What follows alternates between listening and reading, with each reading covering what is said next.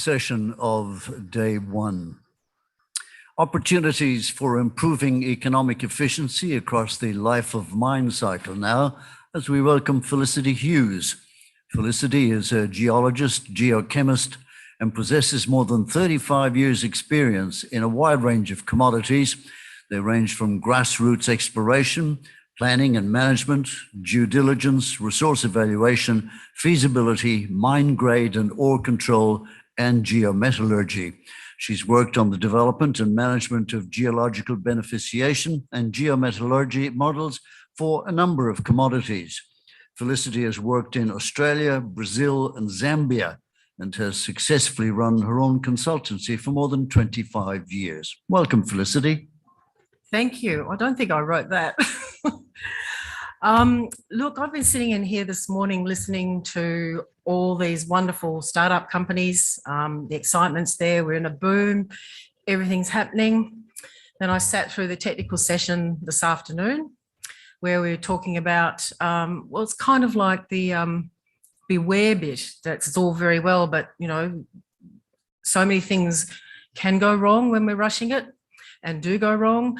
And we had a really good talk on resources and metallurgy and lithium, because we had a lot of lithium talks this morning as well. So I thought this particular talk that I wanted to present is quite a good tie-in for that, because it's focused on where we can actually improve our efficiency across the life of mine, or where to actually do it, which of course will increase profitability. And of course, profitability is the name of the game. Everybody wants to make more money. And I'm hoping I'm going to demonstrate that it actually doesn't take much to lose your profitability, and find the ways where we can actually fix that so that you end up putting into the bank instead of on the tailings dam. So we know that ore bodies are extremely variable in just about everything. And there's quite a few areas where we can improve efficiency.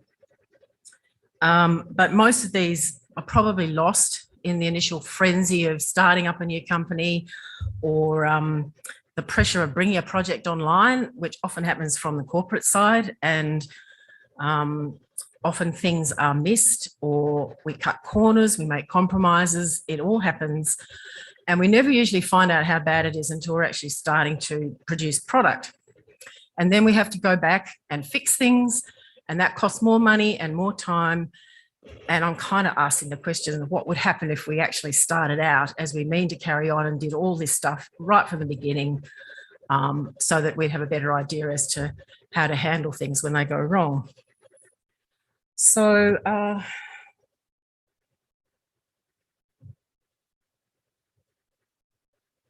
the life of mine cycle, you know, we've got our exploration, resources, reserves, mine planning, mining, processing, is a long, interconnected, continuous thing that lasts for as long as we can actually make it last.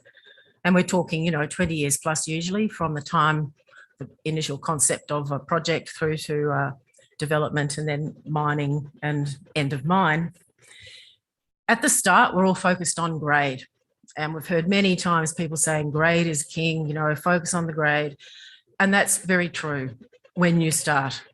If you don't have grade, you don't have a project. So clearly, obviously, the first priority when you're starting up and you're developing a project is to make sure that you have your grade. And that happens at the exploration stage. Generally, when we're doing resources, we're focused on grade. When we go reserves, we're focused on grade. Same with mine planning, grade.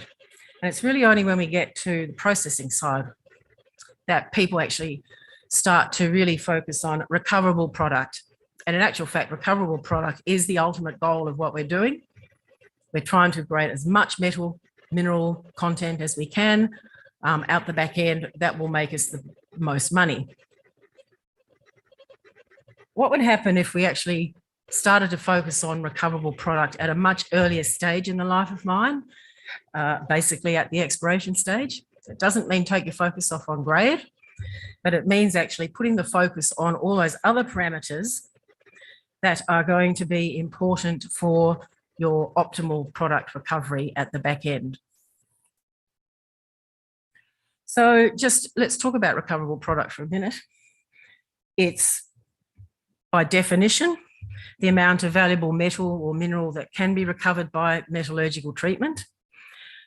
It's almost always, not always, but almost in the past anyway, been associated with the back end part of the life of mine from the pilot plant stage, mineral processing stage, and then your plant stage.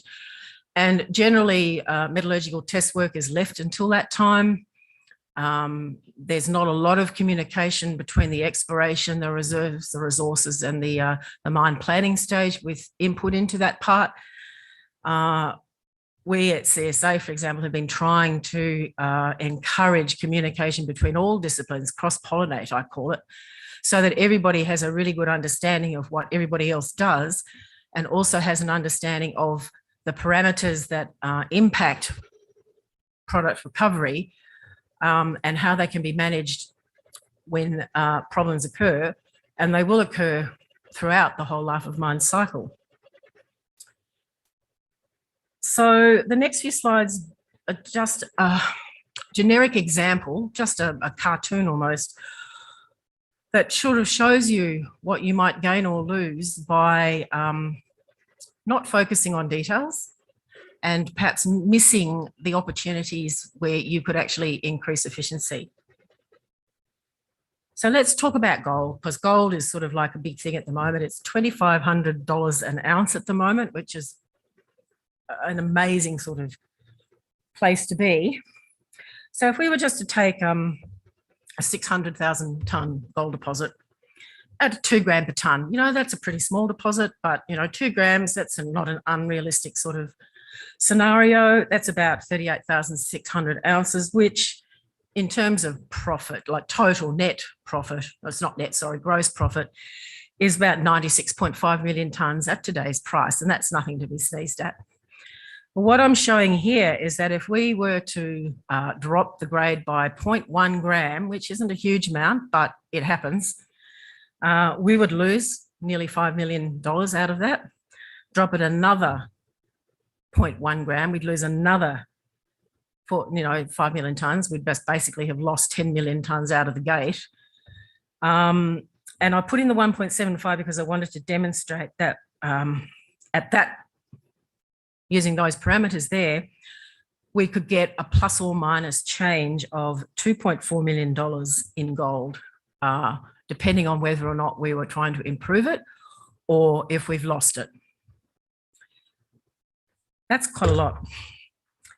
So moving on to the other, I just need to go back to a slide. I forgot a critical thing. With recoverable product, of course, metal content is grade times tonnes times recovery factor, and which is actually grade times volume times density times recovery factor. And density is the bane of a resource geologist's life because it's never, very rarely done adequately enough. It needs to be really treated with as much care and attention as grade, because it's as variable as grade, particularly in weathered environments.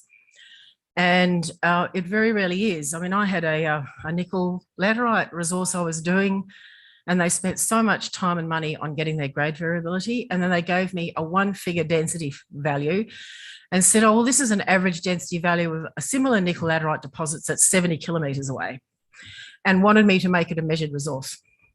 And I said, sorry, can't do that.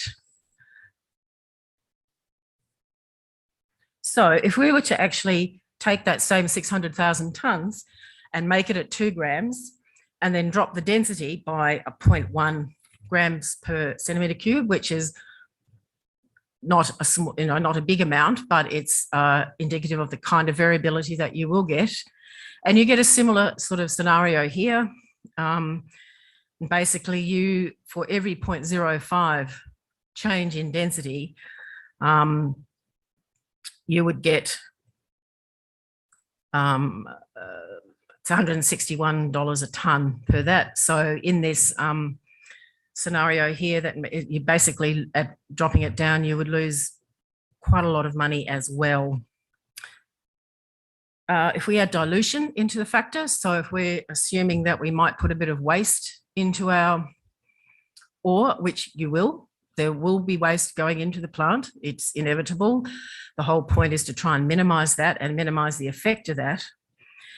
Just hypothetically, put in a 15% dilution at 0.2 grams. By the time you've gone through that, you have basically dropped your grade from 2 grams a tonne to 1.73, and you've got a $30 million loss of revenue. So this is what happens when we accidentally add waste to ore. So why would we not want to do better than this? The whole point of this is to basically point out the fact that at today's commodity prices, I think it'd be worthwhile to really go back and have a look at your operations, have a look at your projects, have a look at your gap analyses, and just see where you are missing critical information that is going to impact on grade and tonnes and product recovery. And for the recovery factor, I've just done another example here using the same diluted resource. 94% recovery is not unheard of for gold. You might lose another 4.8%, but that's probably a $4.8 million loss that you would happen anyway, because you would never get 100% recovery. But if you drop that recovery even further, then you're starting to look at more and more loss of revenue that you probably don't even realize that you're losing until you actually start to not get what you think you should be getting out of your plant.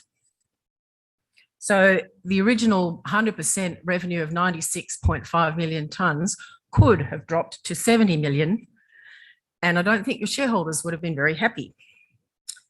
So how can we fix this? Well, understanding of grade variability, and that's usually done extremely well by everybody. Understanding of variability of tonnes is not done well by everybody. That's where we need to pay attention to density. And by density, it also means both wet and dry density, because if you want to improve profitability, you also need to try and minimize your working costs.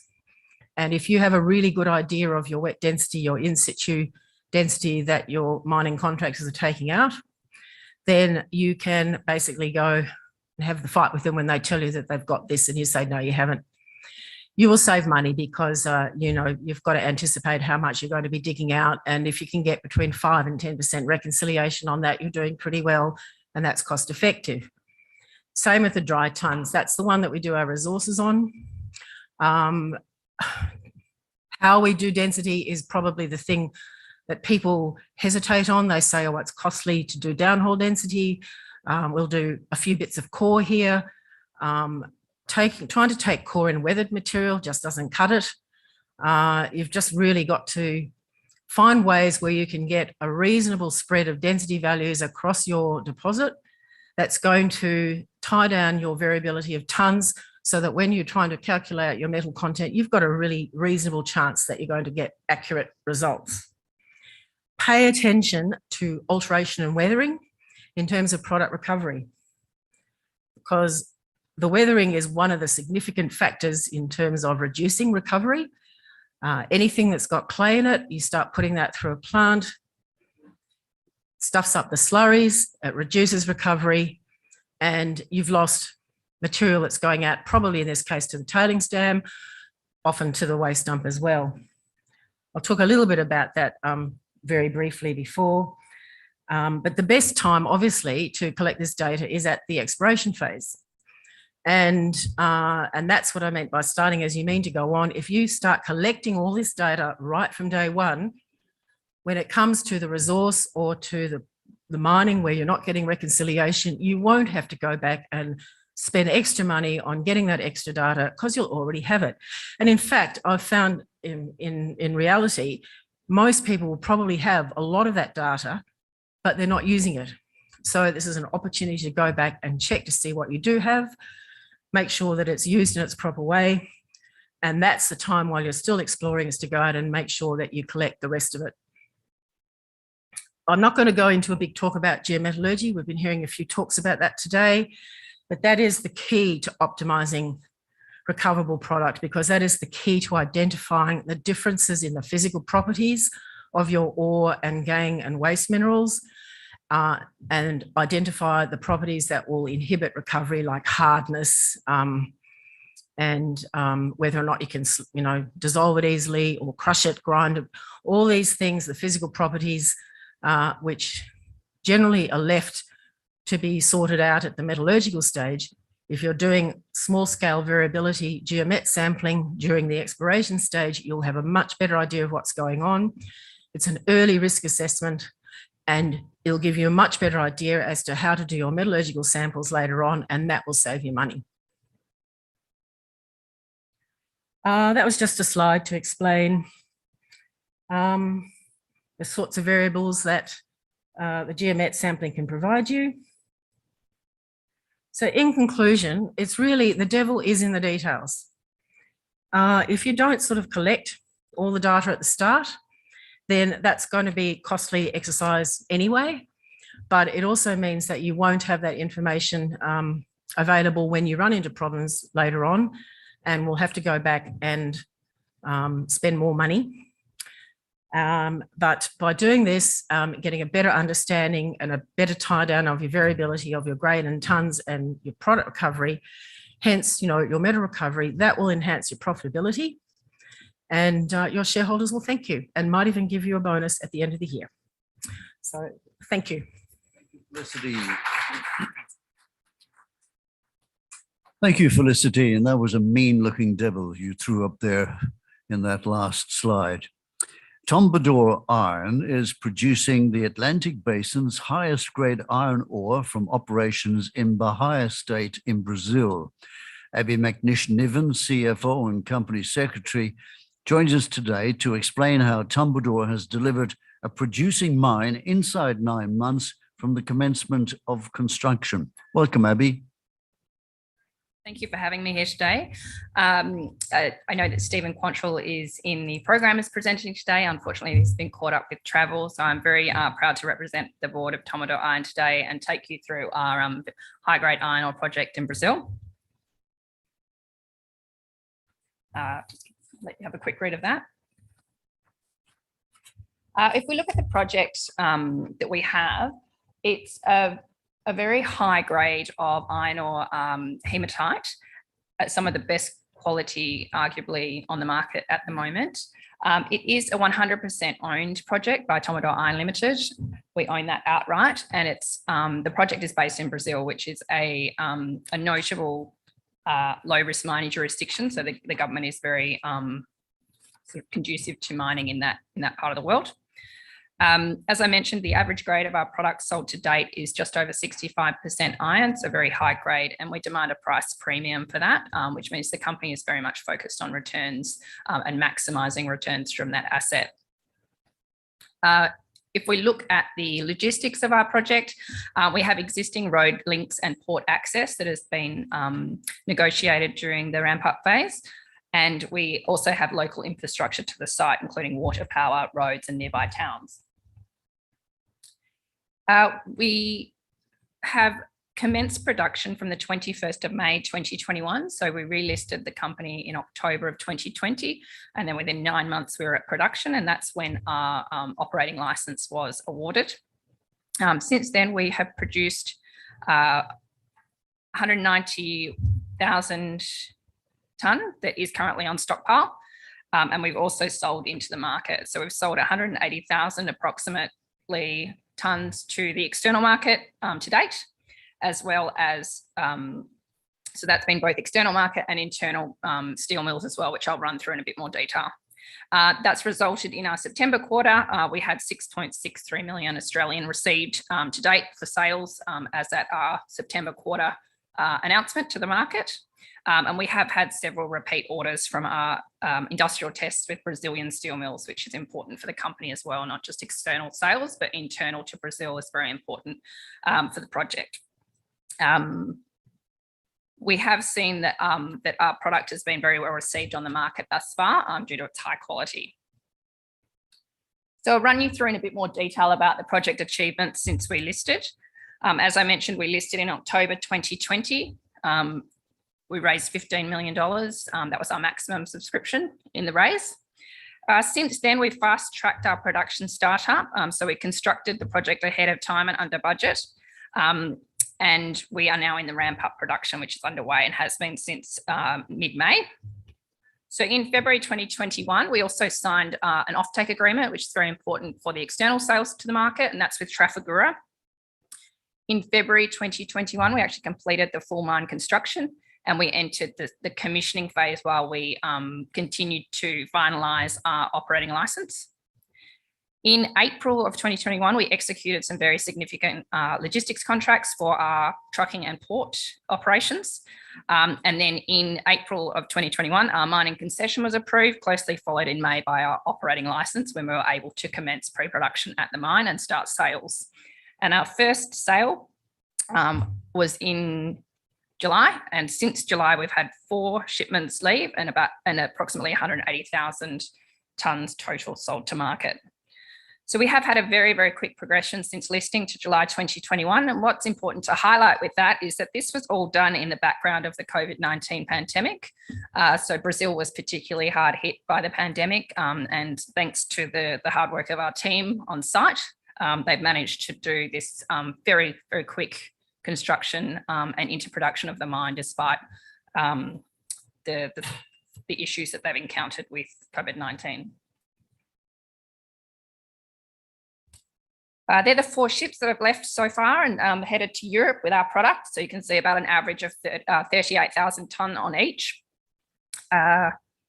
We had a very low moisture content of around 1% across those 4 shipments, and the quality has been very high. So an average of 65.5% iron on those 4 shipments as well. So they've all left. The company also takes its social responsibility very seriously in Brazil, and we work with the community to ensure that we are acting appropriately in the community. So we have ongoing community development programs, and we also focus on our sustainability to make sure that we're responsibly looking after the environment that we're working within. So on the community development side, obviously, we have a trucking network to deliver our product to port. So we are very focused on road maintenance and repair from that perspective, to ensure the safety of our drivers as well as others on the road. And we have also worked with the local government to run several road safety campaigns to ensure safety in driving. We have also worked with local government to monitor the impact of the project and ensure that we are being a responsible citizen in terms of our project as well. On the sustainability side, you can see on some of the photos here, we've introduced a hiking trail around the project. We have a nursery and environmental facility on site so that we can ensure that once we have finished mining on the project, we can restore that and rehabilitate the area back to how we found it. So we've ensure that the native species that we displaced have been looked after in the nursery and will be replaced as part of our rehabilitation at the end of the project. We also have worked with the government, so we can see the host community has visited the site. And we also have worked closely with the government in Santosé, which is the village close by, or the town close by. So many of our staff on site have been hired out of that town. So we've been creating jobs for the region as well and working with the local government on projects to help that town. In terms of the operation itself, so far up to pretty much today or yesterday, our production has produced 215 wet metric tonne of lump and 185,000 wet metric tonne of fines up till the 28th Brazil time. It's a very simple operation, as you can see here.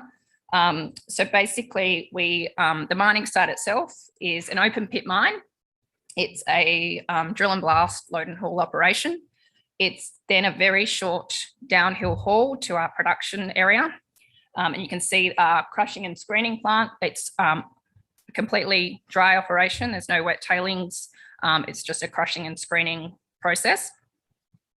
And then we have contractors on site that deliver our mining crushing operations as well as our internal haulage. Now, those contractors are supervised by our dedicated team on site as well. At that stage, we either sell directly to the internal market at the mine gate, and from then on, it's their responsibility to transport that product. For the external market, we then truck the product to the port, and we have a port handling and loading operation as well. And both of those are run by very seasoned operators in the Brazilian market that we have contracts out with. Then we obviously ship to the customer for external sales. That shipping to global customers is managed by our offtake agreement with Trafigura. We work with them to secure customers for the product, and they arrange the shipping. A little bit more on the sales side and the marketing of the product. So the offtake agreement that we have, as I mentioned earlier, is with Trafigura. It's a binding offtake agreement for the purchase of 100% of the ore that we choose to sell into the export market. That pricing, because of our very high quality iron, is linked to the 65% iron index, so the higher premium index. Importantly, with our offtake agreement, we do have the right to sell internally, either via Trafigura or direct to customers ourselves. So it gives us the flexibility to sell direct into the internal market without the offtake agreement stepping in. The important part of the Trafigura agreement as well is from our first shipment, because it provides working capital support. We were cash flow positive from our first shipment because of the payment schedule that we negotiated with Trafigura. So it has provided very good working capital support for the company. Now, at the moment, we are seeing the shipping rates significantly higher than in the past. You know, that's obviously one of those things that's come out of COVID-19 and the logistics of moving product around and delays and things like that, is that the shipping rates are significantly higher than in previous years. What that's meant is the company has made a decision to monitor the export market, and we're going to assess shipping opportunities on a shipment by shipment basis at the moment with Trafigura. The objective is of that is to ensure that we can achieve positive profit margins on our exports without obviously losing all of that margin on the temporary high shipping costs. What that really means is that our sales strategy at the moment is to preserve the resource value for long-term returns to shareholders, to ensure that we're not, you know, selling our very precious high quality product only to, you know, squeeze those margins on the shipping contracts. So we're just ensuring that we are locking in the right price for the external market. Now we have the internal market to also work with, and we've been having a lot of success in that area.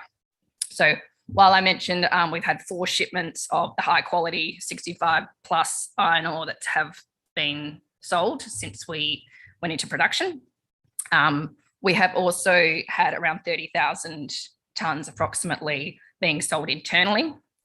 The benefit of the internal market sales that we've had, and those have been repeat orders from Brazilian steel mills, as well as quite a few Brazilian steel mills undergoing their industrial tests.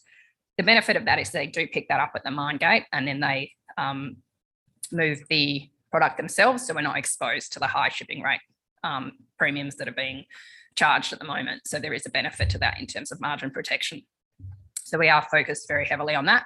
The Brazilian steel mills that we have sold product to so far have described the product as corrective material. What that means is they are excited about using our higher quality product to blend with other material in order to create a blended product at a higher iron ore content. So that is it's a real positive for potential future orders by Brazilian steel mills. Looking at our mineral resource, we have around 8 million tonne in our JORC reserve that JORC resource that this is what we went to the market with in October 2020 for our listing. Since then, we've completed our infill drilling campaign, and we're now working to upgrade this resource and convert it to a reserve. We expect that work to be completed in the first quarter of 2022, and we'll release that to market at that time. So we're working in the background to update that and convert. And this is just a big picture of the plant and the stockpile. So you can see it's a nice dry operation. There's no wet tailings or anything like that, as I mentioned earlier. Also, you can sort of see in the background, the area is quite actually similar to sort of the Pilbara of WA.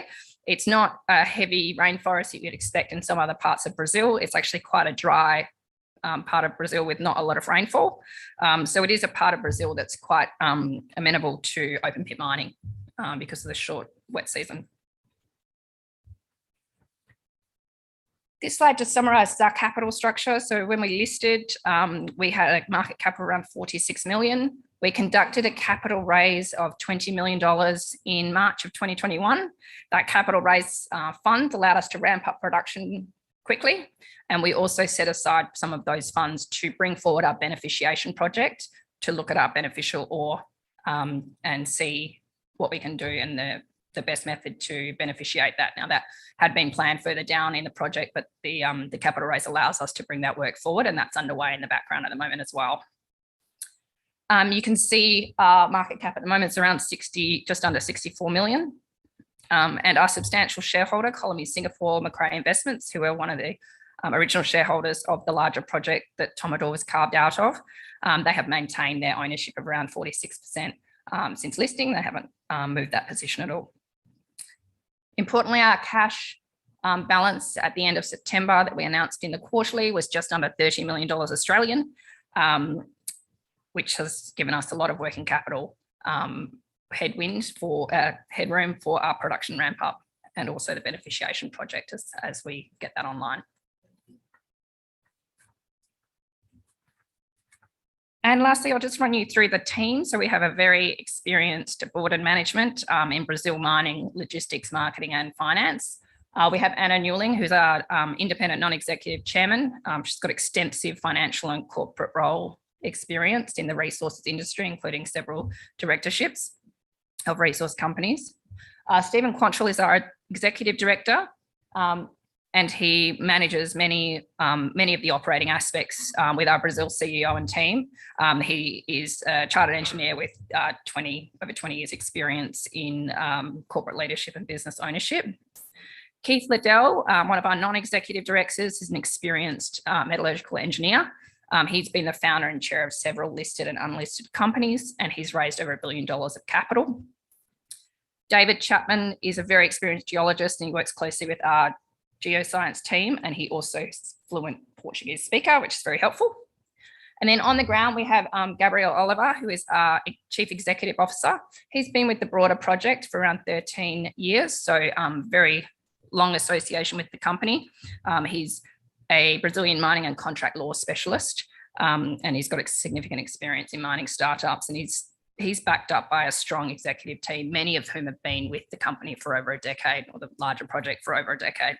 So what this has meant, really importantly, is despite not being able to travel since we've relisted and commenced production, we have a huge amount of longevity and trust with our team on the ground between Australia and Brazil, which has meant that we have been able to get to production so quickly, and the team have done a great job in Brazil to get us there. So we've been very proud to be associated with all of those staff that have been able to bring us to production so quickly.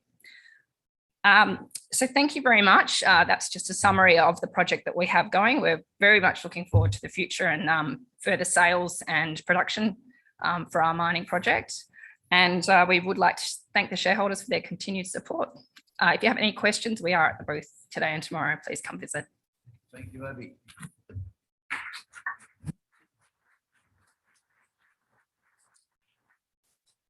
Arrow Minerals is exploring for gold in the Boromo belt of Burkina Faso. Managing Director Howard Golden is going to reveal to us how Arrow secured a dominant position in the greenstone belt that already hosts significant gold mineralization. Welcome, Howard. Thank you very much, Jerry. And thank you very much for attending this late in the afternoon. I appreciate that. Arrow, in its current iteration, has been around as a result of a merger of two companies for about 2.5 years. Obviously, two of them during the pandemic, I should say.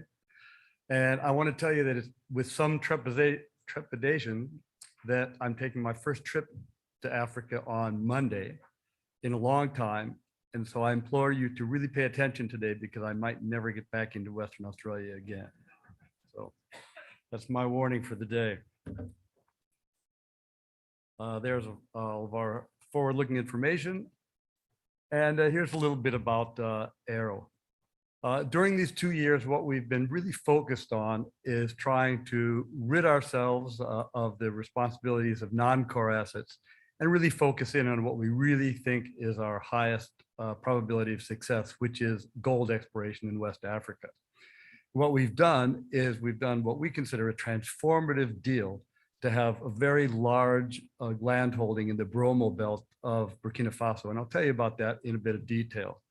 But in the meantime, I just want to mention that we have a pipeline as well of other projects in West Africa in the form of Nako, which is a gold project in Burkina Faso, and the Bolsa project, which is actually right near West African, the Sambrado project, and of course their newly acquired Kiaka project as well.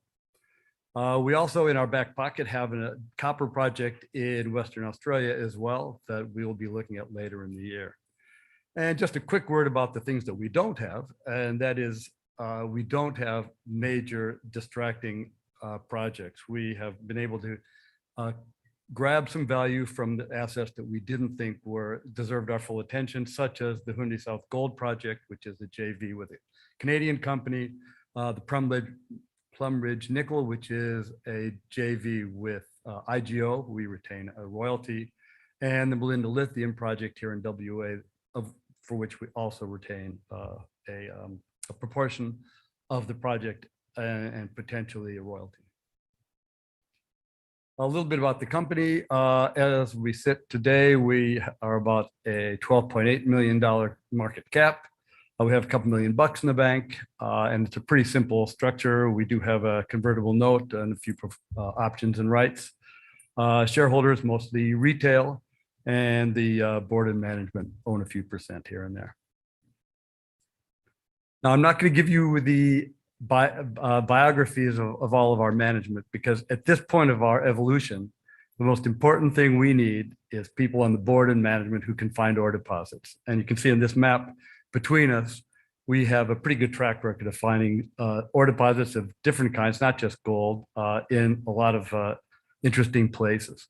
So our pedigree is finding ore deposits. Now let's talk about ore deposits. What we have in order to find these ore deposits, first and foremost, is a strong team, which I just discussed, both here in Australia, and also we have a full-time team in Burkina Faso with good management and geological experience. Our focus, as I mentioned before, is laser-like right now on West African gold, and the land position is a formidable one, and we think that we're on the way to a major gold discovery. Just a quick word about community. As we just saw in the previous presentation, we're all paying a lot of attention to ESG these days, and we're also looking for sustainable ways in which to do that. In this case, we pay attention to things like water supplies, which are critical to the communities in which we're working. We deal a lot with women, and I spend a lot of time with micro business endeavors, such as the soap making that you can see here. We've been involved with healthcare, with COVID, and also with the longer term clinics. And we like to do things that will still be there, hopefully long after we're gone. Now let's get into the project. This is the fun part. Now I'm going to set the stage here. You can see this is Burkina Faso. It's in West Africa. It's landlocked. And Burkina Faso, of course, 12 years ago had no mining. Now there are 14 operating mines. And you can see all the little yellow dots there are mines that are greater than 1 million ounces. And what really starts to stand out to you is where you have the big purple oval there is an area with no gold deposits. Well, why is that? Well, we believe that the main reason that there are no gold deposits, the big gap there, is because most of that land position there is held by a zinc company. And for the last 30 years, there's been very significant and sustained zinc exploration there. But we targeted this not because of that. We targeted this because we thought it had gold potential. And in fact, looking at all the information from the zinc exploration that's been done, we realized that not only does it have gold potential, but it has gold. So this is the land package. Okay, now I'm going to continue with this story now. If you see over, I'm going to start from the lower left and work up to the upper right. You can see a couple of properties there. I hope you can read this. They're called Divoli West and Divoli East. And those are our 100% properties that we applied and received permits based solely on geological information. And in fact, drilled out a deposit on the Divoli West prospect. But then we started looking at this whole concept of this gap and started talking to a company called Trevally that owns the Percoa zinc mine, as you can see here in red. And all of these, as you move up to the upper right, those permits are owned by Trevally. Those are zinc exploration permits. So we did a fantastic deal for both companies. There aren't that many win-wins in the world anymore, but we did a deal where we can do gold exploration on their zinc properties. They do zinc exploration on our gold properties. And I guess it was win-win, although it turns out that we ended up with a 400% increase in our land position. So we thought we did pretty well out of it. But of course, Trevally gets to do their exploration as well. So what we end up with is about 13,000 square kilometers over an 85-kilometer strike length with access to gold exploration. So that's where we are. We've really sewn up this fantastic transformative land position with a very innovative type of transaction. So now, what do we find there? That's which is more important. Once again, I'm starting in the lower left. These are our properties, the Divoli East and West to the left. And then as you move to the right, you move into the zinc properties. And where you see, hope you can read that, yes, the Dasa deposit we've put together, and that's about 3 kilometers long, and it holds together very well. It's shallow dipping, it's mostly oxides. And we have all sorts of good grades up there, grading into 2 to 3, up to 45 grams per ton under over some economic widths. Then we move over into the next one, Divoli East. These are just exploration holes we've drilled. Once again, what do we have? 3 meters at 4 grams, and that kind of those kind of grades. We haven't drilled enough there to call it a deposit, but those are very encouraging exploration signs. But then we get into the zinc properties, and I want you to take a close look at where the Percoa zinc mine is, because because I'm going to show you another slide of the permits to the east. But first, I just want to say a word about that Dasa deposit. That's our 100% deposit that we drilled out, and you can see from these sections on the right that this is very shallow. In fact, it almost looks like an open pit. It just follows a nice granite sediment contact and gently slopes down. And we haven't drilled this to depth. It's still open on along strike. And we don't have a resource for this, but we have a lot of very good results, and not just good results, but continuous shallow oxide results. Now, as we go up to the northeast, you can see the zinc mine again. And then we get on to the new joint venture properties that we've only had for less than a month after the final deal was signed. So we're just getting on the ground now. And you can see in the orange, a thing called Guido. And Guido is a resource that was done under 2004 JORC, so it's not actually, we'll have to upgrade it, but it's about 150,000 ounces. So you can see where we're going here. We have 150,000 ounce resource. We have Dasa down to the southwest that's actually bigger than Guido. And as you go farther to the northeast, you can see we have tremendous grades and thicknesses in the Semapun and Bantoli areas that are economic grades and thicknesses that start to give you a view to what might be the kind of thing that we could do resource drilling in the relatively short term. And when I say short term, I mean short term because we're drilling as of about 10 days ago. We have drill rigs on site. Now let me just review again. On this map here, you can see lots of little gray dots which are artisanal workings. So you can see that even though we have a substantial, rather remarkable land position, it's not over yet. We're going to be continuing to look at what we can do along strike along these structures. And these structures are very important too, because it's not an accident that these permits follow these northeast structures, because that's where we get the gold in the secondary D1 and D2 fault structures that are associated with these major northeast structures. So we're drilling there today. We have an RC rig and 2 auger rigs busily drilling away, and we're going to. We're going to push forward in the next several months. We're going to do geophysics. We'll be doing more soil and stream geochemistry, particularly up to the northeast, where very little information is known. And we expect over the next couple of months to be able to deliver some very interesting results. So once again, I want to remind you that we spent a lot of time organizing our company. We spent a lot of time doing a deal in order to put this land position together. But now we're actually boots on the ground and drill rigs turning, and we'll expect results very soon. So just to recap once again, we believe we have a good team. We are well focused on West African gold.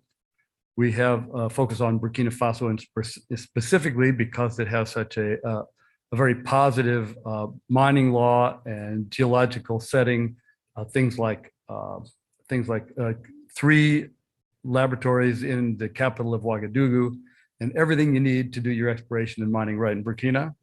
And ultimately, we're here to discover gold. So that's our story. What we've I believe it's fair to say that we've taken an innovative approach in terms of negotiating land position to put together a significant land position with significant results and a very, very, I would say, de-risked exploration project in one of the most prospective areas on the globe. So thanks very much for your attention.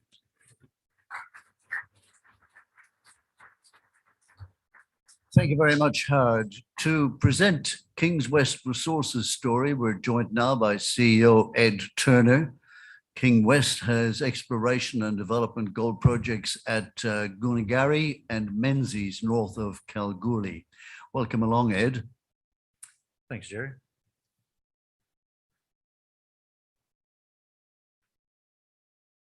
Like most companies presenting here today and tomorrow, we're a relatively young company, having listed only 3 years ago, and quite a small company, although we are growing and quite happy with our progress.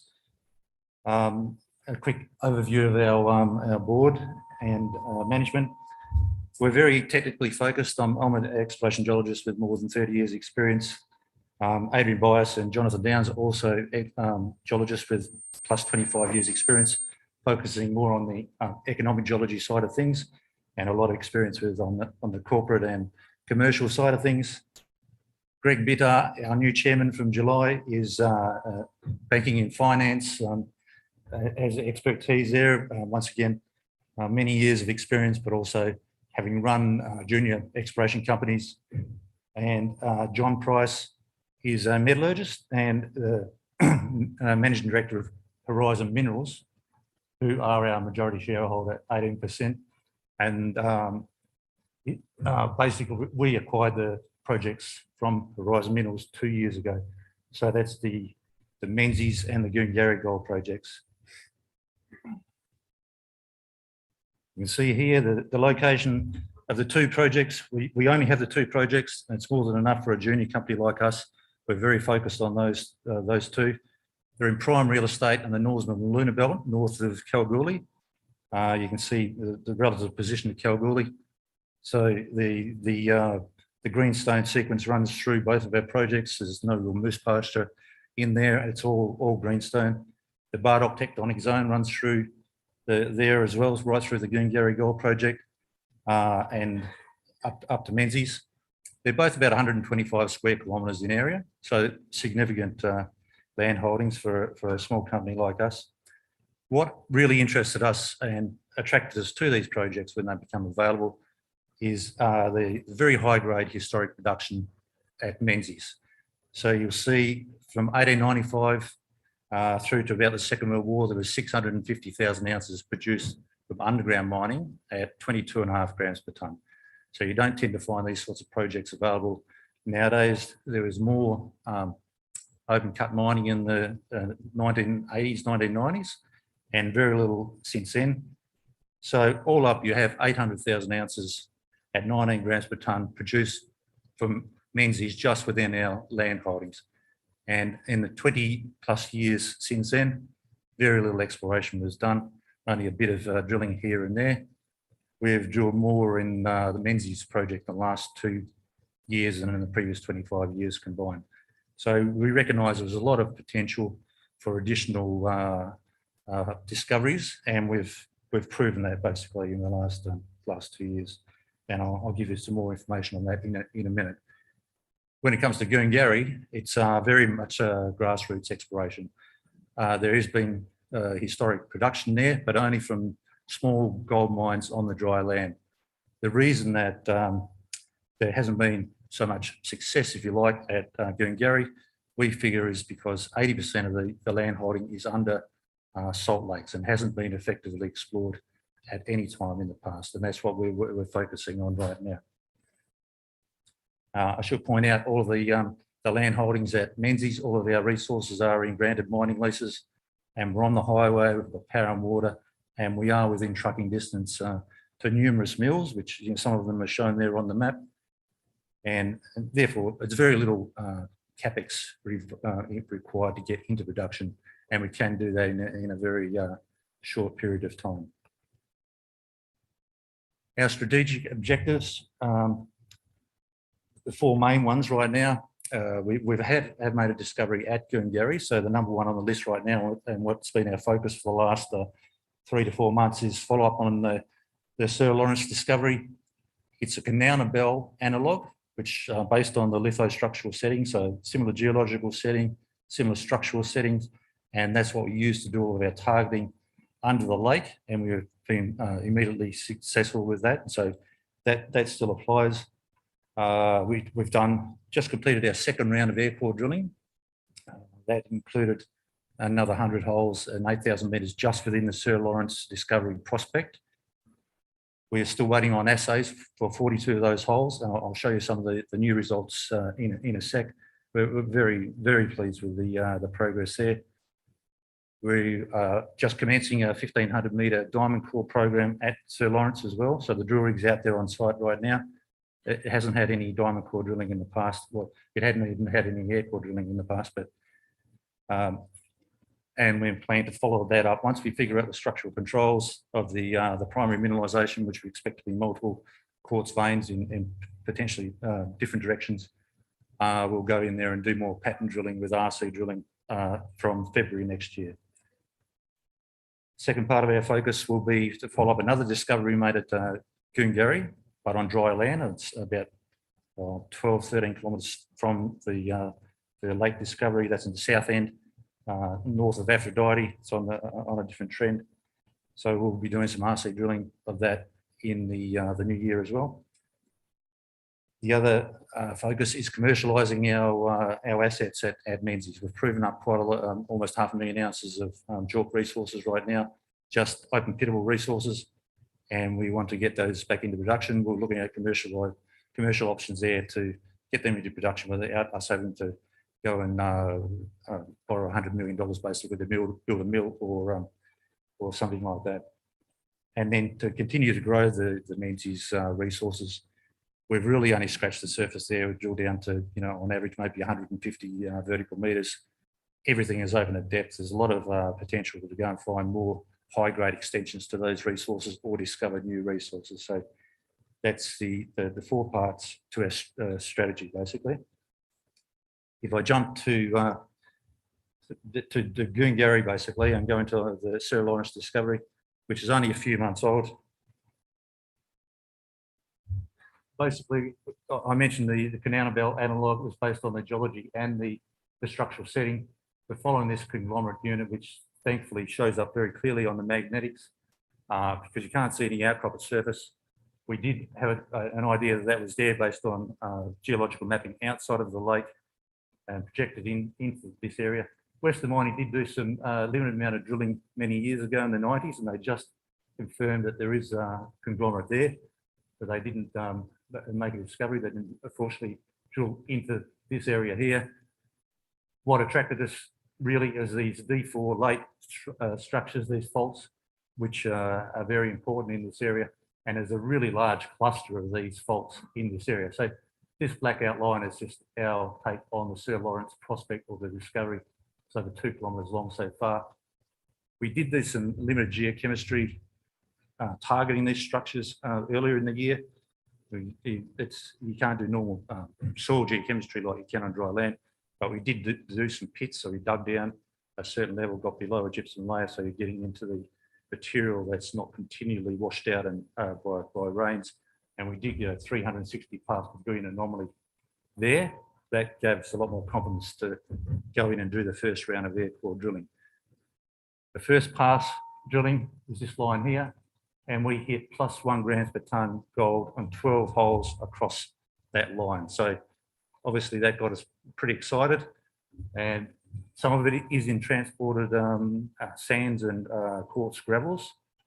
We believe they're from very nearby, based on the angularity of the quartz gravels, because there is a big paleo drainage channel running through here, but some of it was also in bedrock. And we can see the alteration of the bedrock, intense chloride alteration, silicification, and some sulfides. So we said, rightio, we think we're right on top of something here. And we drilled one other line at the time and also got mineralisation on that. This now represents the second round of drilling. All those different coloured dots represent different grades. You can see orange is +0.5 grams per tonne, red is +1 gram per tonne. But basically anything in green with +0.1 grams per tonne for air core drilling is significant. Air core drilling doesn't penetrate the fresh rock, it stops at that interface. So you're only getting some of the weathered bedrock and the overburden. So now we have mineralisation on over approximately 1 kilometre. So we've got a very large system, and these blue holes, we've got 40 of those blue holes, they're all the pending assays. So those results will come in the next few weeks as well and help flesh out the results. But what is also very significant is on this southern line, 28 metres at 1.9, 16 metres of that was in bedrock, 12 metres in the overburden, but that started at 20 metres deep. Some of this mineralisation is much deeper, but also it was on the end of the line. That's why we come back and drill these additional holes. This is one of the last results we come in. That's in bedrock as well, in the last 2 metres of the hole. That's also on the end of the line. So what it's telling us is this whole area outside the magnetic unit is open and potential for mineralisation as well. We're seeing demagnetized mafic units in here as well as the conglomerate. So that's important. So it's basically wide open to the south, to the west, to the north, and even out here to the east. We're still getting some mineralisation there. So it's a very big system. We don't know how big yet. Air core drilling is really just the first pass, just scratching the surface. So we need that diamond drilling to tell us exactly what is in the bedrock, what the controls of the mineralisation are. And so we're really looking forward to getting those drill holes in before Christmas and also in the new year, and then come in and do pattern drill with RC to define the mineralisation in more detail next year. This is just a cross section of that line A, the southernmost one. You can see there's a bit more variability in the geology there. We've still got the conglomerate unit over here, mineralisation in bedrock and overburden. Felsimatic sediments. We did push the line further across here to test this dolerite contact, which we were aware of. And once again, we've got some mineralisation. So as far as the first pass air core drilling goes, that's a very significant result as well. So we'll have to follow that up as well. This is stepping back a bit. It's still under the lake, but the outside of the Sir Lawrence discovery and prospect, we've also got these other targets which we did on the first pass drilling as well, and we've got some anomalous results. Once again, above 100 parts per billion in air core is significant. So we've gone back and done additional holes. These red dots are basically the additional holes we did in the second round of drilling. All of those assays are pending, but we should have them in before Christmas. So there are many other targets outside of the Sir Lawrence one. This contact in the west is particularly important. It's a black flag sediments basalt contact, which goes all the way down to Kalgoorlie, goes through our target A9, which I'll show you in a minute as well, through Aphrodite as well. That contact is mineralised in multiple zones all the way down to Kalgoorlie. And then up here, this looks like this is an overturned syncline basically. So we're getting similar rock types here as over here, and this apex of the fold looks very interesting as well. We've got some anomalism there. It's much shallower up there, like 20 to 30 metres as well. So we really look forward to getting those results back in the next few weeks. I mentioned target A9. This is the southern part of the southern limits of our tenement package. This is our southern border. Earlier in the year, we also made a discovery down there. First pass air core, we had 6 metres at 17, within 38 metres at 3 grams per tonne. The next hole had 4 metres at 2.5 grams per tonne. And follow-up RC, we've got 20 metres at 2.5 grams per tonne, including 8 metres at 5. We haven't followed that up yet. We've got a drilling plan for next year to try and flesh that out. But once again, we've got anomalism over about 1 kilometre strike length. So that's on that contact I'll mention. Dave's got a discovery there as well. And that keeps on going down to Aphrodite's 1.7 million ounce deposit further south. So there's a lot more work to be done there. Just on the Menzies, when we acquired the project, we had about 170,000 ounces in JORC resources. Now we've got that up to 475,000 ounces at 1.4 grams per tonne. That's using a 0.5 gram cutoff, or about 350,000 ounces at 2.1 grams per tonne. So that's all just open pittable resources. You can see the limits of the resource there. Like Selkirk, for example, we only drilled down to 100 metres. Lady Harriet 100 metres, Sterling 100 metres. Sterling was a new discovery that we made in the Lady Shenton system. Yundag is the deepest resource, and Pericles. But basically,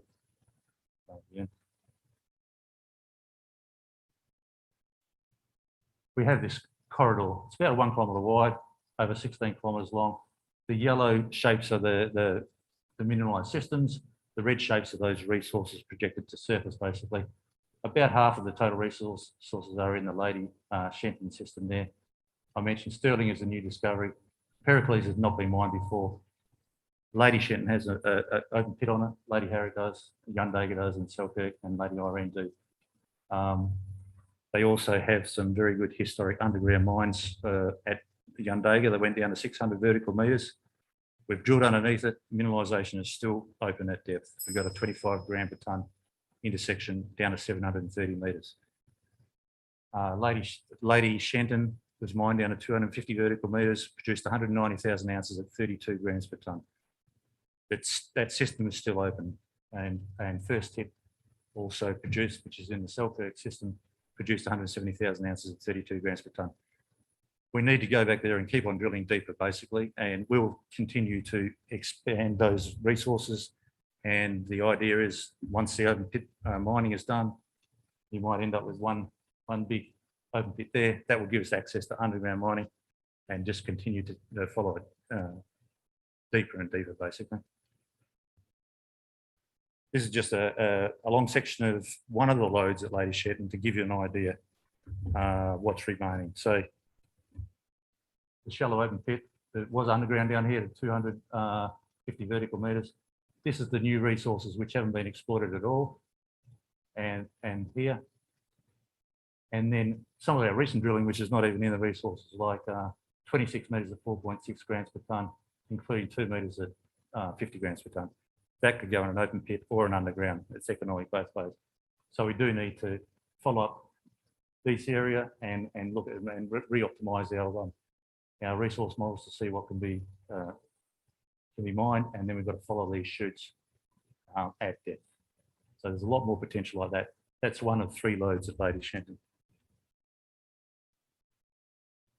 that's summary of the resource estimates, and like I just shown, we were looking at a log section through there. So it just shows the concentration of mineralisation within that area, right next to the road, right next to Menzies. So there's a lot more potential there at Menzies.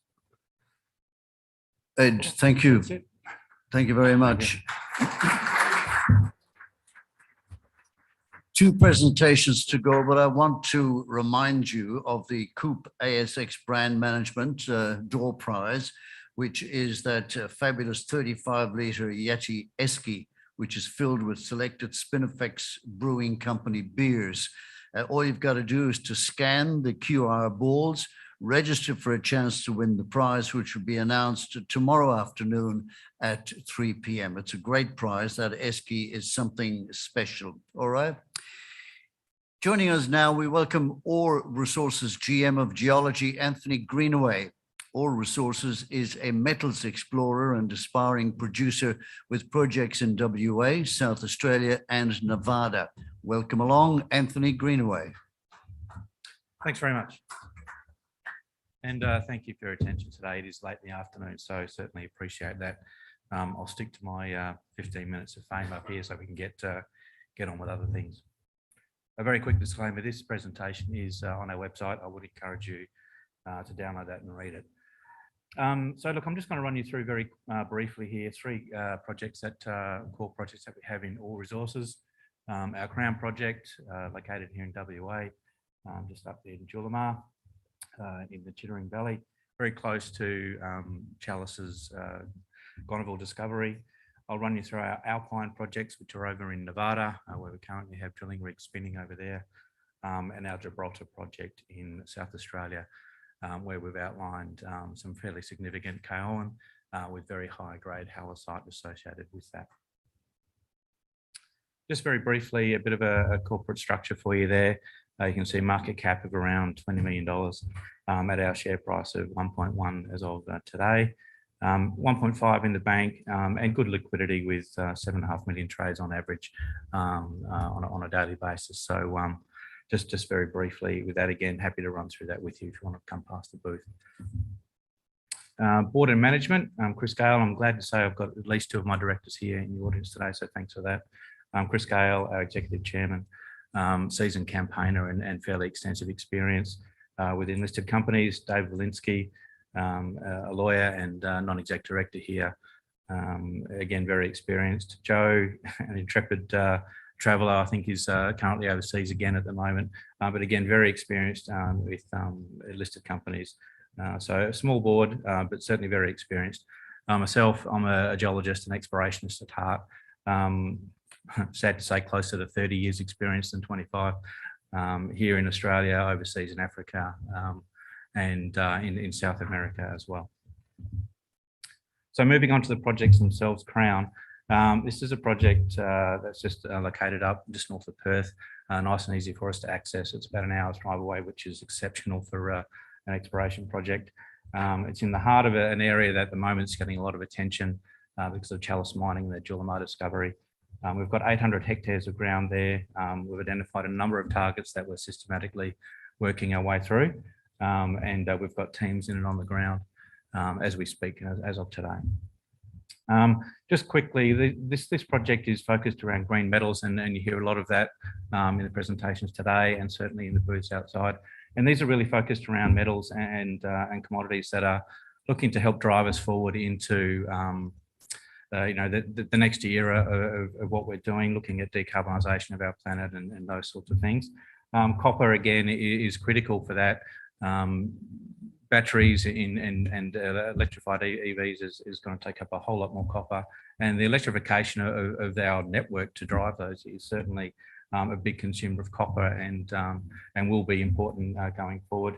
Nickel, again, in the battery technology, and PGEs and catalysts for hydrogen engines and things like that. So these are all metals that are really at the forefront of the new technologies that are coming out as we go.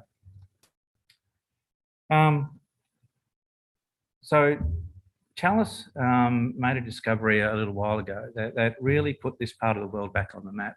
The Western Gneiss Terrain, as this is called, this area is called, was fairly unloved until that happened. It's been logged and known and mapped for a while. Not a great deal of discoveries in the area. So really, exploration out here hasn't been all that extensive. And when Julimar was discovered, the Gonneville discovery out there, it really put this back on the focus. And what that means for us is that it's a greenfields project. There's not a great deal of knowledge about the project itself. On a broad scale, we understand where the geology is, but on a project level scale, things aren't really known. So it's very much a greenfields project for us here. And nickel copper PG is again in that space for these green technologies, very much in focus at the moment. And this is a prime district for that. And that's really only come to the front again through the work that Chalice have done with their discovery out there. So you can see we're one of the early movers in that area. We're about 8 kilometres from Gonneville, just to the west of them. You can see Chalice has surrounded us. They're to the north of us, to the southeast, and then obviously to the east of us out there. We're 8 kilometres from Gonneville, as I said. And as again, labouring on here about it, but this is really underexplored and really unknown territory. There's not a great deal of work being done here. It's only really just in the last sort of couple of years, not even, that this is really sort of coming to the front. So again, what that means is, as geologists and explorers, we've got to go back to basics. We've got to have a look at the geology. We've got to build our understanding. And as Felicity said, early on in just today, it's about collecting information, it's about collecting data and using that data to drive you forward so that you're using shareholders' money prudently and doing good exploration, science-based exploration. And that was certainly drummed into me as a young geologist working in the gold fields, and it sits true today. So there's, look, I guess I'll show you a slide later on with Chalice, and that will, I guess, really demonstrate the value upside in making these sorts of discoveries in these greenfields projects. And that's what we're trying to mimic here. That's what we're trying to do through that systematic science-based exploration. So whilst we were waiting for this tenement to be granted, we took on the magnetics and got guys over at Southern Geoscience to do some interpretation of that. And again, as an explorationist, it's about collecting data, doing the interpretation on that data, going out into the field, testing the interpretation, collecting more data, and just running that iterative process. And that's really what we're doing here. So I'm a very systematic, staged explorationist in the way that I work, and my team is the same. We have very specific gateways at each stage that we do. So again, we're using our shareholders' money prudently and wisely. So do some work, go to a point, test it, make sure that we understand what we're doing, and then if it meets the hurdles, progress it to the next stage. So you can see there's a number of magnetic features within the tenement there. They're fairly clear. There is actually an old gold mine. You can see that Chittering gold mine, the northern part of the tenement there. It's a structurally controlled, small vein-hosted gold deposit. So whilst this is, we're out here exploring for nickel copper PGEs in the layered intrusions out there, there is gold here as well. So again, it's a bit of a, I don't mind what I find. I'm an explorationist to go out there. I want to find anything for our shareholders. So if it's gold, great, I'll find that. If it's nickel copper PGEs, great, I'll find that too. So it's all about that systematic staged exploration that is driven by science and is driven by data. So stage one, you can see there is mapping and outcrop sampling. That's critical for here because, as I said, this area, whilst it's known on a regional scale, on a project level, the geology is poorly understood. So we've been out since the tenement's been granted on the ground, doing mapping, doing rock chip sampling, collecting that base level information to build up our geology out here and build up the story so that we know where we should be going and what we should be looking at.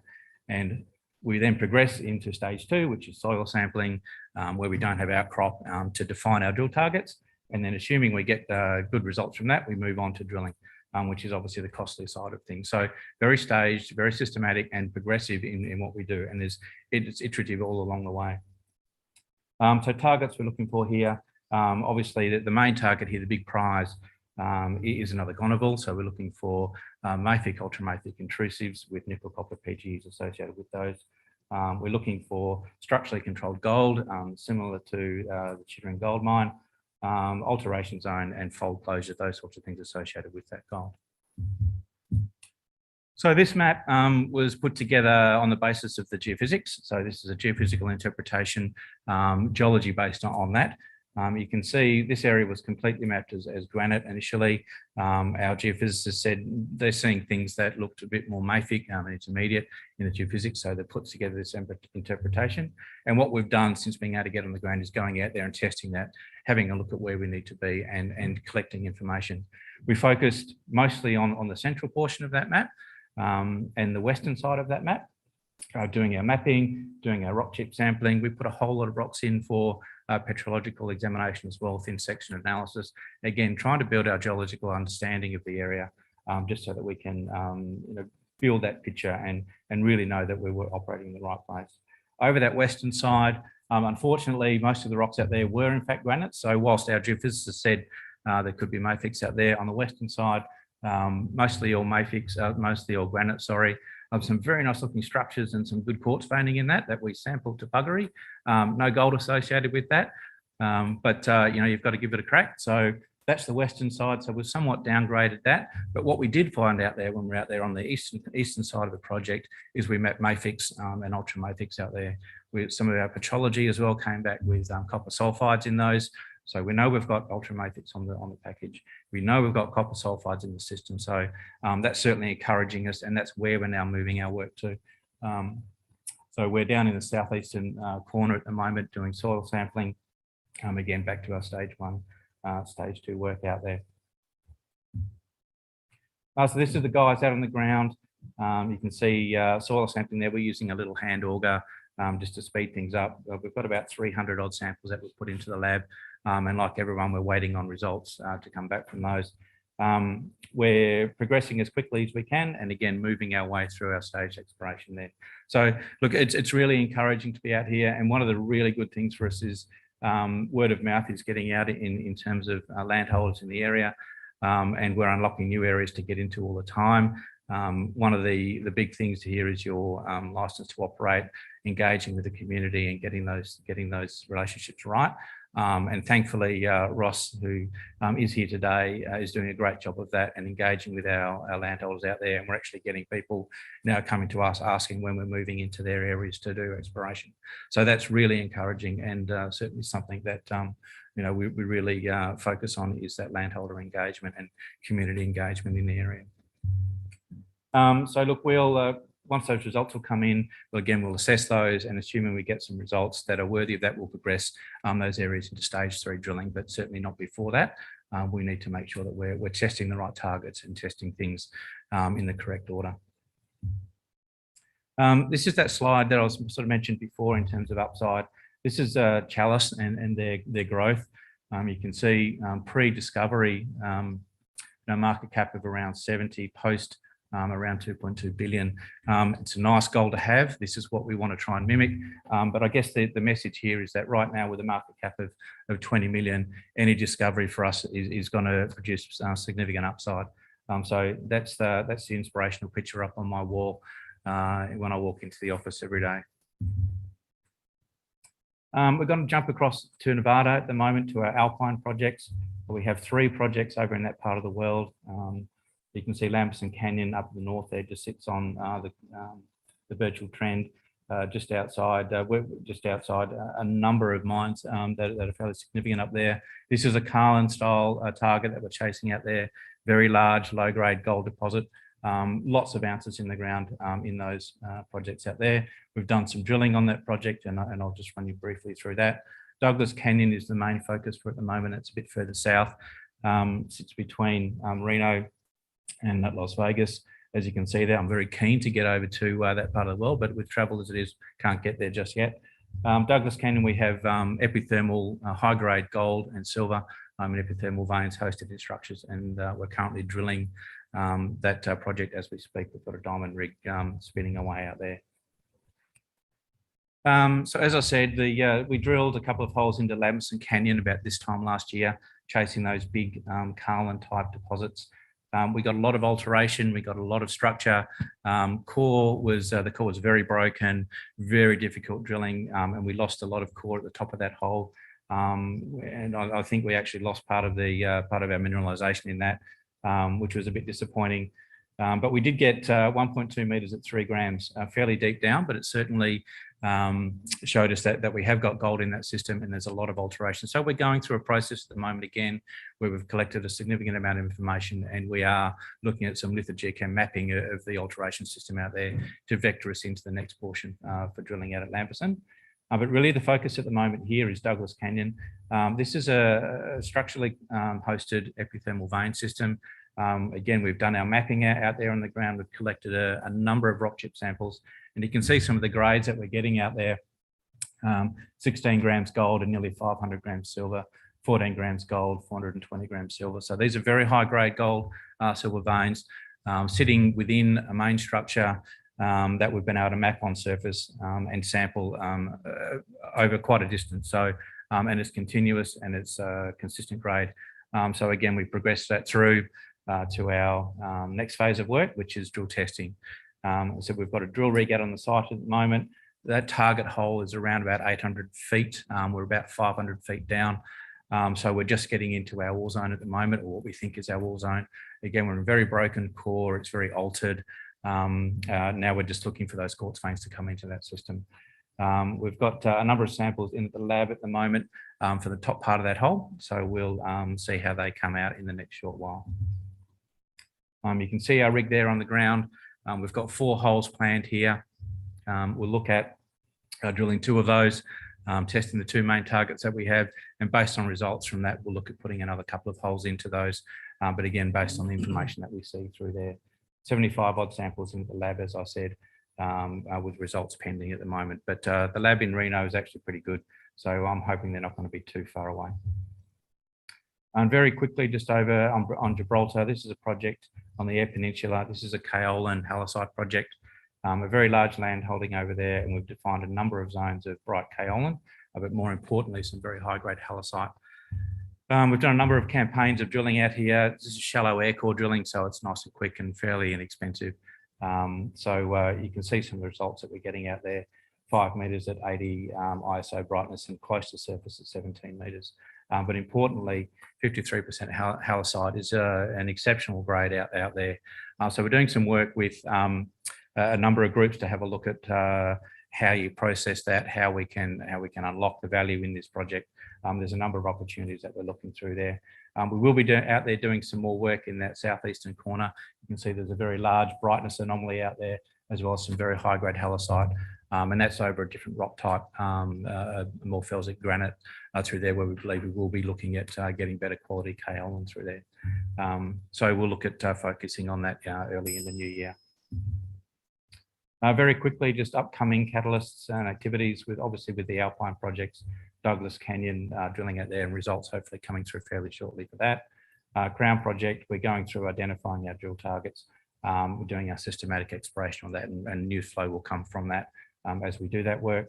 With Gibraltar, again, our step out work in the southwest corner, looking at those brightness and halloysite anomalies out there. So that is an ongoing project for us. In terms of growth, otherwise, the supply of lithium battery metals is forecast to rise. And again, I'm not going to harp on about that. You've heard from that from a lot of people out here. There's a lot of demand for these minerals, so we only see the upside in all of these commodities that we're looking at. So we believe we're in the right place.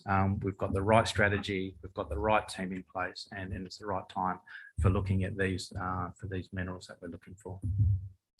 Again, thank you for your time so late in the afternoon.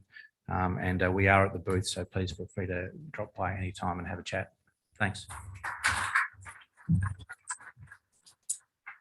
Our final presentation for today. Anova Metals is an advanced gold exploration company that owns 100% of the Big Springs gold project in Nevada in the USA. It contains more than 1 million ounces of gold. To tell us more, we welcome project manager, Dr. Geoff Zhu. Welcome along, Geoff. All right, thank you. Thank you for the introduction, and also thank you for having me here. And particularly much appreciated for everyone still being here. It's almost close to 6, so I will to finish the presentation within 15 minutes. And so this is we are Anova, and sorry, what's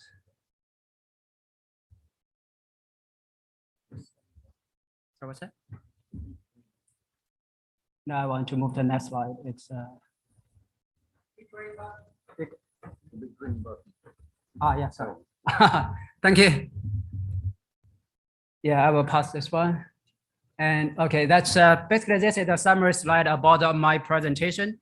So for Anova, we are a gold exploration company, and our project Big Springs actually in north of Nevada. And for us, this Big Spring that has 1 million ounces of gold resources right now. It has close to half of it is high grade stuff with grade about 4. And we also our tenement package right now is more than 80 square kilometers. And we have received a mining permit, which will allow us to start stage 1 mining activities, which include 2 open pits and also 1 underground. And on the basis of last several years' work, we also identified more than 40 highly potential district targets. And also for Anova as a company-wise, we are fully well-funded, and also because of the potential to generate early cash flow. So we think we are in a very good position to keep doing aggressive exploration on those district targets to keep growing resources. Yeah, first question is why Nevada? Because to me, I think there are 3 things. The first one is in Tier 1 jurisdiction. That's in. Second one is in Nevada. So Nevada is kind of like a WA here in Australia. It accounts for more than 80% of the gold production in the States. And the third thing is we are here. That's sorry, how to move to the last slide. Red. Yes. Yes, that's where we are right now here. Yeah, it is close to, it's just 1.5 hours away from Elko. So Elko is basically is like a Kalgoorlie here in WA. So it has all the services, it has drilling companies, it has a consultant, so everything we need, and also close to the infrastructures.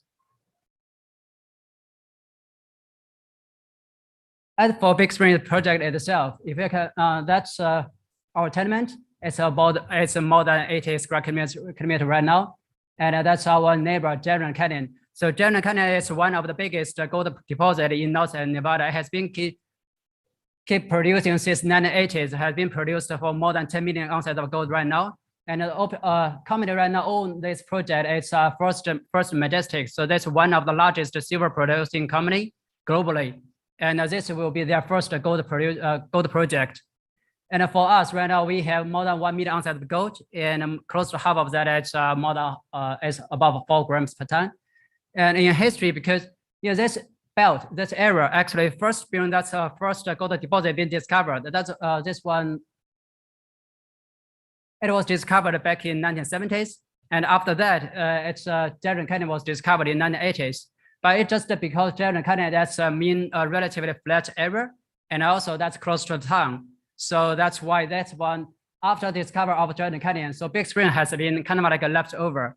So that's why, and also particularly after 2000, before we came on board, so this project was occupied by several private owners. So it was kind of like underexplored and a lack of modern technologies to do more exploration activities.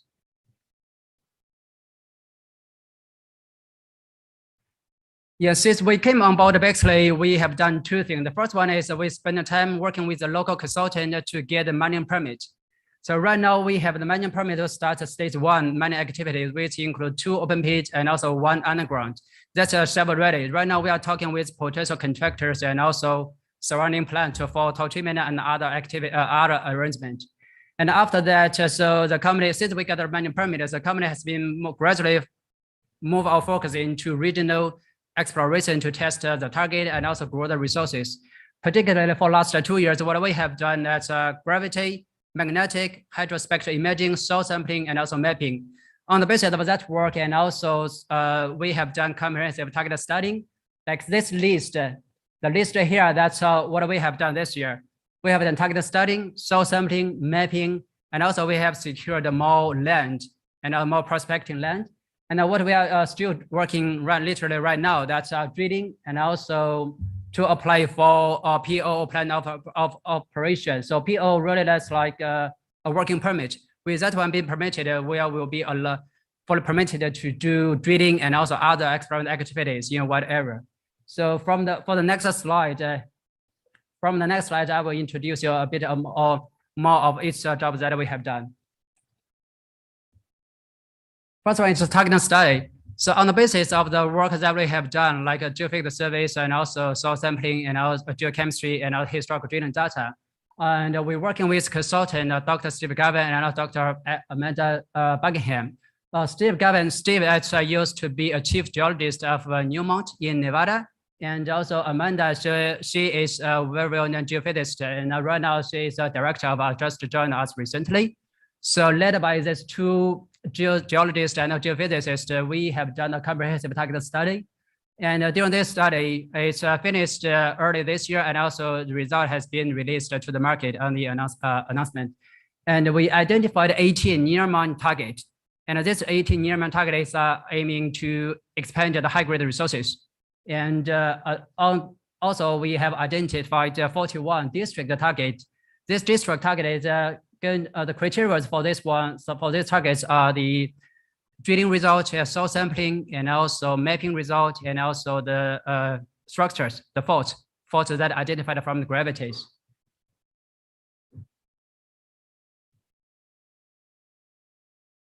The second job that we have done, since we have finished the targeting study, so we have done soil sampling and also mapping. The aiming for these two jobs is to refine or assess that target that we identified. For example, we have finished soil sampling in 3 areas with a size of 17 square kilometers. Like this area, and also this area. You can see the circles that are the targets that we identified. And also the aiming of this soil sampling is going to have a test of this target and also refine them. It will give us more guidance to do exploration for next year. So this we have selected more than 5,000 more than 5,000 samples and send it to the lab already. So hopefully we can get the results this month. Also, we have done a surface geology mapping. So same as soil sampling, the aiming of this one, this job is to provide more on-ground information. And also because as a geologist, we know because it's different from in WA, because over there we have lots of outcrops. So from the geology perspective, we can do mapping. We can see like the samples here. Like the samples here. So we can see the outcrop, we can see the alteration, we can see the mineralogy and also structures. It's very useful for us to identify the mineralization from outcrop. So it will be very easy. It's an easy way and also the cheap way to do exploration, and also will give us more guidance and for the drilling program designs. So for the mapping that we have done, we have finished at a crusher zone and also Beatles Creek, and also we are going to move to new areas for next year's drilling mapping program. The other job on the basis of the targeting study, we have, and also the gravities and also geophysical survey. So we have secured more land. Basically, before this, our tenement package is 50 square kilometer, but right now we have secured more land. Right now it's bringing us total to more than 80 square kilometers. And particularly for this areas that's here between Dawson Creek and Jacks Creek. If you can see, that's a big structure here coming from the resources, existing resources from here, and coming to this area here. And you can see that's a target that we identified from the study that fall in with the new tenements of us. And also some of the tenement we have identified, we have found like historical data, historic rock soil sampling and rock chip sampling. Sorry. Returns very good gold anomalies. In this area here, that's a specific unit that we call it a Hannon Creek unit. That one is a preferred unit to host the kaolin mineralization in this belt. Drilling program, that's what we just commenced since the middle of October. So we are permitted to drill more than 5,000 meters of RC programs, different from previous years. So we are going, for this year's drilling program, we are more focused on the regional targeting test. So for example, like the target that we identified from the study and also from the surface mapping. So for this year, the drilling program that we have done at well, we're still drilling. That's crusher zone is here along this Beatles Creek fault. That's a bit existing resources at Beetle Creek. That's existing resources at 601. So this is a mineral zone controlled by this fault identified from gravity study. And what we are going to do is drill 6 different sections. Yeah, if you can see this long section map here, that's Beatles Creek, that's here, and that's 601 pit mineralization, that's here. So we are going to drill through in the middle 6 sections, and also going to ideally to find a repeat ore body. This is another deposit that's going to drill the intersection of these 2 different faults identified from gravity. If we are going to look a bit more in detail, so this one is for crusher zone. So crusher zone, that's it was a discovered mineralization that's well hosted by Unit D. Unit D, which is basically dolomite or carbonaceous sandstone. So this is Unit D as well. So the target here, so 5 holes has been finished on this target. And also we are going to drill through the Unit D and also going to target the intersection here, intersection of 2 different faults. And if you can look at the chips here, and we have found very good encouraging chips. The intense sulfide mineralization and also quartz veins and also intense agitic alteration. All of them are very good indicators of gold mineralization over there. So we're just waiting for the assay result. So hopefully we can get that from the, this month as well. The second one is about the Beatles Creek, which is the 6 sections that we drilled along the Beatles Creek fault. This is just one of the sections. If you can see here, the shell, that's our proposed open pit cut to mine the existing resources. And here, that's we drill hole. These 2 are the finished holes. This one is still haven't been drilled yet. So these 2 drilled holes that we have identified host mineralization within the Beatles Creek fault, which just proved our theory to drill through the fault. And looking at the chips here, we have the intense sulfide mineralization, quartz veins, and also agitic fault, and also agitic alteration, and other indicators of mineralization. Again, that's this one will be a different deposit with this one, because this one is going to be hosted by the Beatles Creek fault, and also probably it will be a repeat fault or repeat ore body with this one. Yeah, the other work is that we are still working on right now, because if you look at the map, right now we are only allowed to do drilling activity within this area, and also drilling and also mining activity within this area. That's our existing plan of operation pool.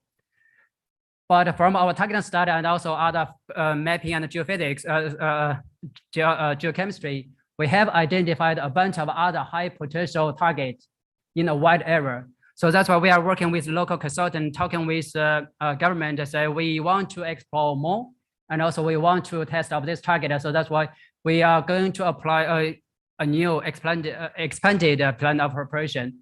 This area will be more than 3,600 hectares. And if that's one biology survey and a cultural survey has been finished, and also we are working with local consultant to do the drafting. And the report will be submitted to the department before end of this year, and hopefully get permitted by mid of next year.